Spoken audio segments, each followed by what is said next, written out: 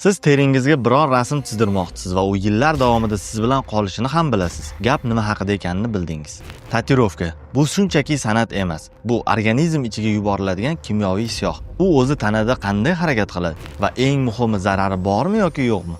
Keling tushuntiraman.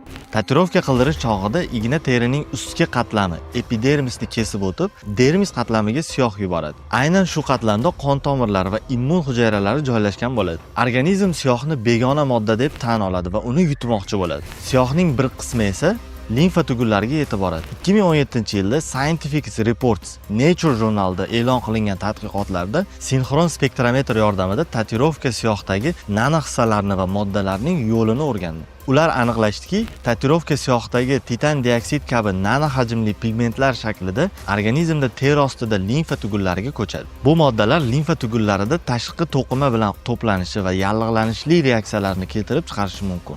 Bu esa siyohning nafaqat terida qolmasdan, balki tananing boshqa qismlarida ham tarqalishini tasdiqladi. Ba'zi siyohlar tarkibida metal bo'lganligi sababli MRT tekshiruvlari vaqtida qizarish, issiqlik yoki og'riq holatlari yuz berishi mumkin. Uni shunchaki lazer bilan yo'qotish oddiy jarayon emas. Xulosa qilib aytganda, tatuirovka san'atmi yoki xavf? Buni har kim o'zi hal qiladi. Ammo tanangizda doimiy siyoh kiritish bu nafaqat estetik qaror, balki sog'liq masalasi hamdir.